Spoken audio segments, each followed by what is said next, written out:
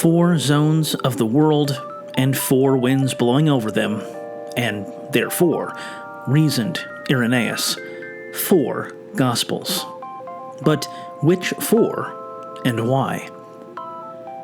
The traditional authorship of the Gospels, championed by that Bishop of Lyon at the end of the 2nd century CE, is the subject of Michael Koch's latest book, 4 Evangelists and a Heresy Hunter, investigating the traditions about Matthew, Mark, Luke, and John.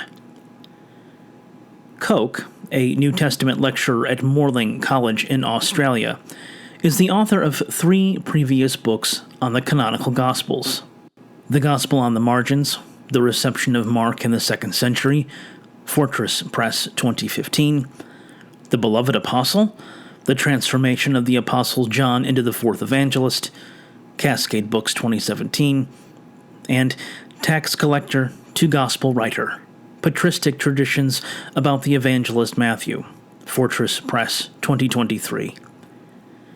In 4 Evangelists and a Heresy Hunter, Koch treads familiar ground, but sets it in the context of the work of Irenaeus, the Bishop of Lyon, who in the 2nd century CE wrote the multi-volume work Against Heresies.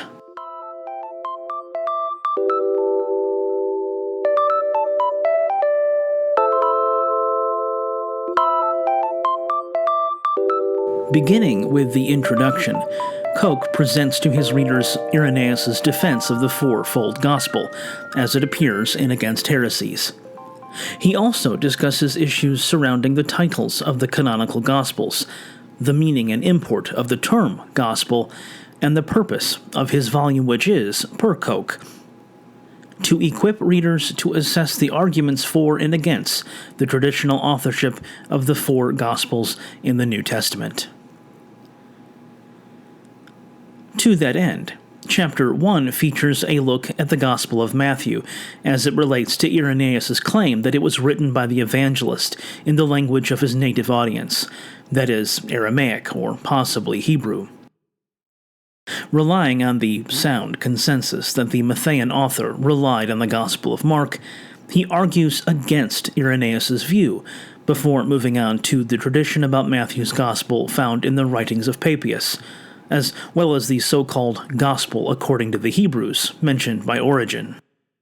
In Chapter 2, Koch turns his attention to the Gospel of Mark, a text that Papias had claimed was rooted in the preaching of Peter and that Irenaeus believed was written after Peter was already dead and gone.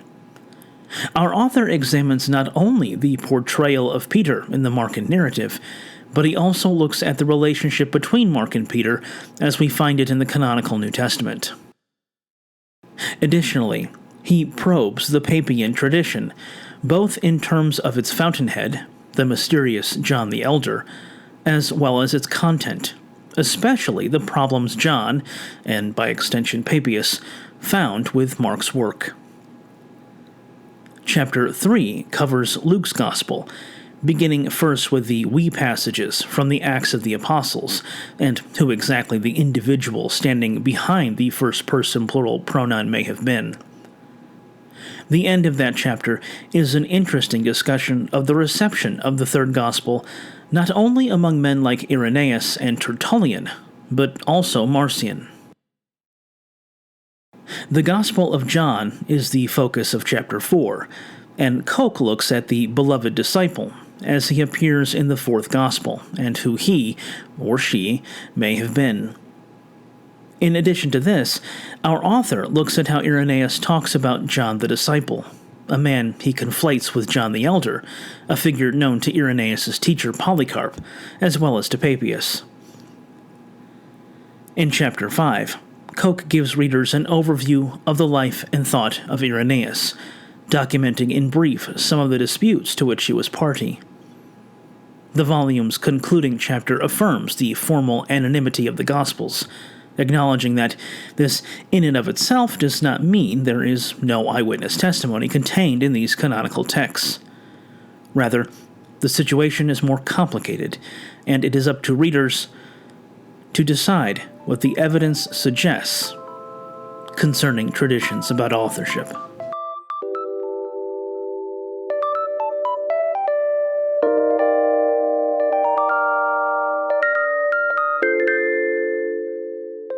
There is nothing groundbreaking in For Evangelists and a Heresy Hunter, nor will readers find any citations to secondary sources. And this is as it should be. Koch delivers an excellent prelude to a deeper study into the canonical Gospels and their authorship, summarizing charitably the traditional case for authorship as we find it in the writings of various church fathers, especially Irenaeus. This has the advantage of giving the audience a stripped-down and historically rooted analysis. An additional benefit of this approach is that it avoids the kinds of jargon that can alienate readers, who perhaps are not well versed in New Testament scholarship. Greek and Hebrew terms are transliterated, and the arguments are simple to follow. Of particular interest to me was his chapter on the Gospel of Luke. As I already noted, Koch has written volumes on Matthew, Mark, and John. To date, he has not delivered one on the Gospel of Luke.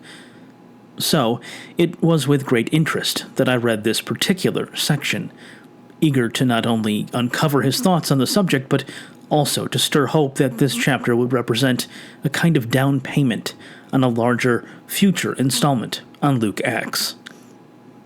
He begins, of course, with Irenaeus, who had written, "Luke also, the companion of Paul, recorded in a book the gospel preached by him."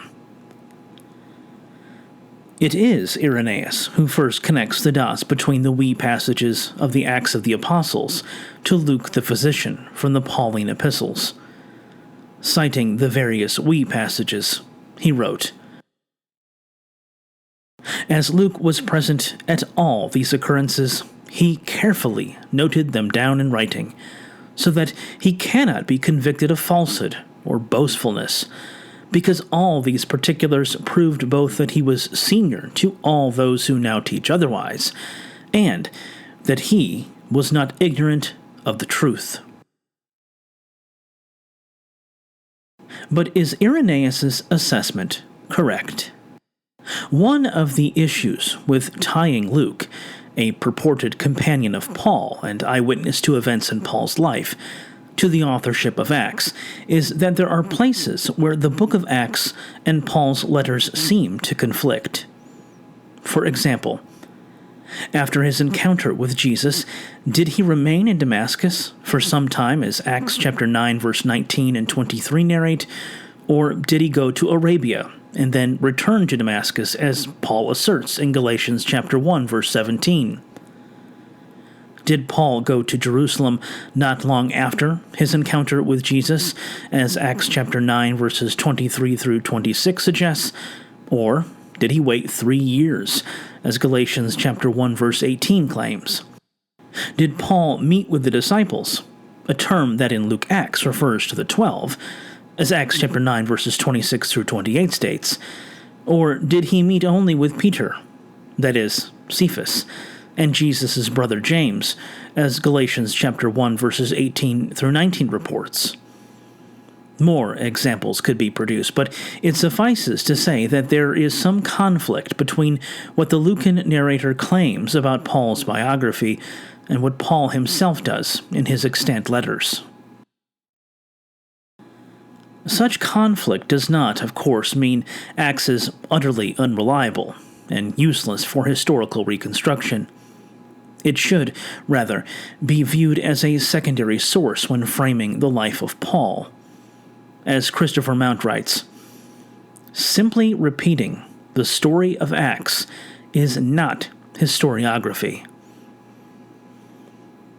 Thus, simply taking the we passages at face value is problematic.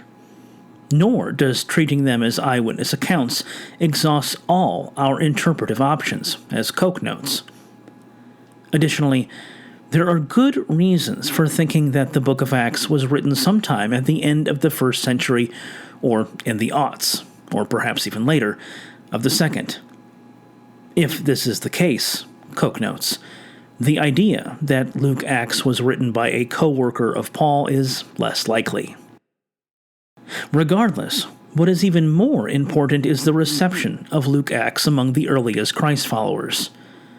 This includes such reviled characters as Marcion, the 2nd century bishop who strove to divorce Christianity from its Jewish roots.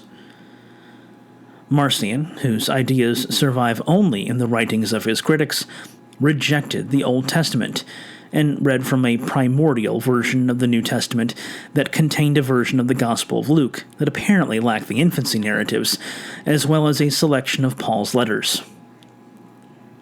Irenaeus targeted Marcion, claiming that he mutilates the Gospel which is according to Luke, removing all that is written respecting the generation of the Lord, that is, the Nativity, and setting aside a great deal of the teaching of the Lord, in which the Lord is recorded as most dearly confessing that the Maker of this universe is his Father.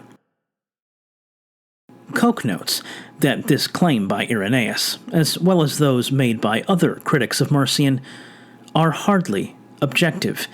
If they were more charitable, they might have inferred that Marcion inherited a version of Luke's Gospel that was missing its opening chapters for whatever reason. Especially interesting is a point relevant to the authorship of the third Gospel. Marcion's version of Luke lacked any title that revealed its author. Writes Tertullian, Marcion ascribes no author to his Gospel, as if it could not be allowed to him to affix a title to that from which it was no crime, in his eyes, to subvert the very body. Whence this omission? Koch observes that Justin Martyr, a person esteemed by Irenaeus, never named the Evangelists as we know them, though he did refer to the Gospels as apostolic memoirs. Additionally, in his dialogue with Trypho, Justin may attribute to Peter material from the Gospel of Mark, though, as Koch notes, the Greek text is a little unclear on this point. In any event, the key takeaway is that with regards to the Gospel of Luke, we have one Christian who has an anonymous version of the text, and another who includes it as part of the collective memories of the apostles. It is Irenaeus who is the first to point to Luke as the Gospel's author, doing so on problematic grounds.